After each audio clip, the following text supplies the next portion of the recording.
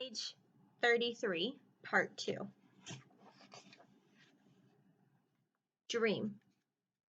This morning, I wake up in my cozy bed way too early for Julia to make me breakfast. She and her mom and dad are still asleep, and even the guinea pigs are silent. My belly grumbles, and once again, I curse my thumbleness. Humans are one big design flaw. The inferior nose, the inscrutable humdrum rumps, and don't get me started on their odor. But the opposable thumb idea, yeah, that was a nice upgrade. The cans I could open, the doorknobs I could conquer. Anyways, I feel worried. Off. Worry's a waste of time, and it doesn't fit with my tough guy act, but sometimes I can't seem to help myself. Before I wake up, I've been dreaming about Ivan and Ruby and Stella. It wasn't a nice dream, a fun and run toad picture. Nope, this one was a nightmare, a bad one. We were all swimming, all four of us, in a black, raging river. For some reason, I was in the lead, and I kept looking back, telling them I was going to save them. Me? Save them? Two elephants and a gorilla? As I paddled like mad, their voices faded. I looked behind me, and they vanished.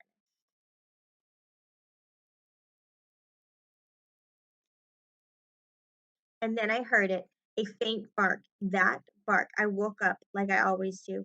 I did an all-over shake, trying to toss off the stretch of the nightmare and that clung to me like shampoo after a bath. I told myself to chill, get a grip, stop worrying about nothing. And yet, some primitive part of my brain, the wolf in me maybe, is on edge. A lot can go wrong in the moment left to chance. The blink of an eye, the bounce of a bone, there's so many ways the world can find to fail you. The smell of a storm. By the time everyone else was up, I calmed down, but the wind outside sure hadn't. It's an early fall Saturday, gusty with scraps of sun, cloud bouncing off each other like bunnies in the basket, messages on the wind pouring in from everywhere, from dogs making their daily rounds, from feral cats, from anxious raccoons. Basically, everyone is asking the same thing. What is the deal with the weather today? I already know. The Weather Channel was on last night with a full screen of big, white, cotton candy looking swirls. Julia's dad, George, had already taped up several windows. Sarah's mom had packed an emergency bag just in case they had to evacuate. Another hurricane is on its way. The third this season. Not as big as the last couple, but it's slow moving.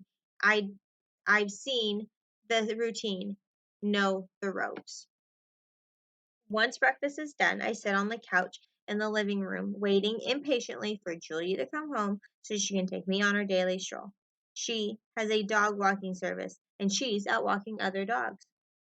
I get my own private walk because she's my private owner. I can practically taste the storm coming through the open window. The back of my throat tingled, the metallic edge, the fizzy energy. But it's more than that.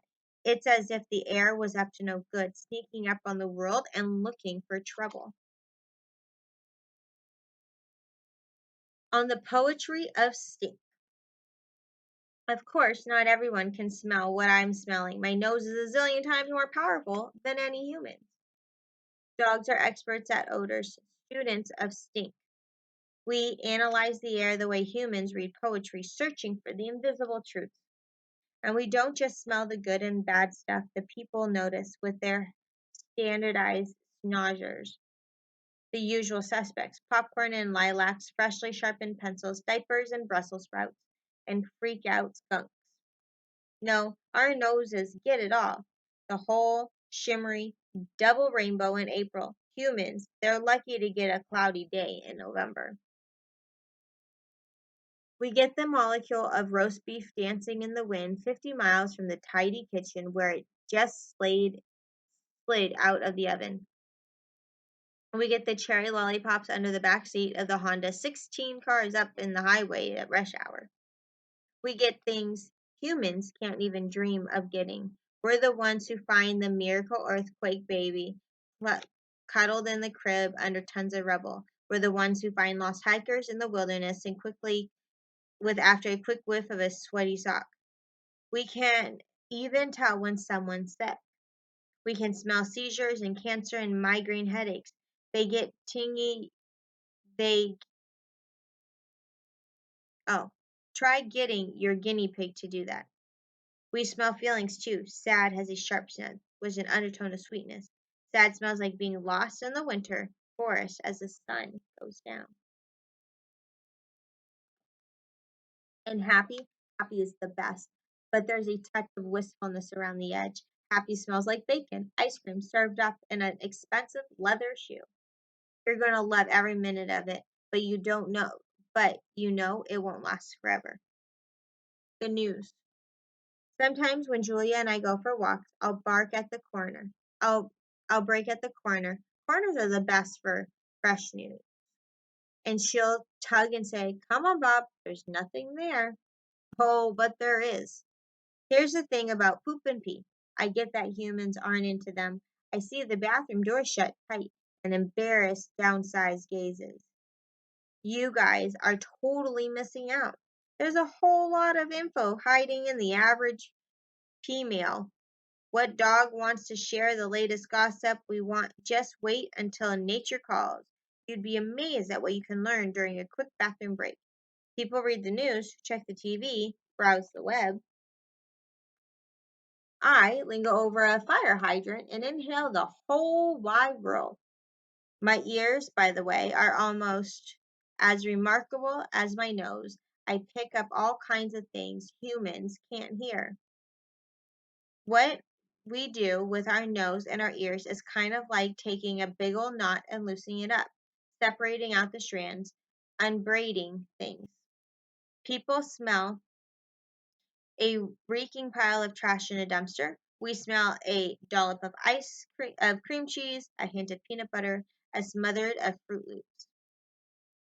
People hear the roar of a crowd in a stadium. We hear a strain of whiny 4-year-olds whispering of worried superfan, of a note of grumpy hot dog vendors. Man, dogs are cool.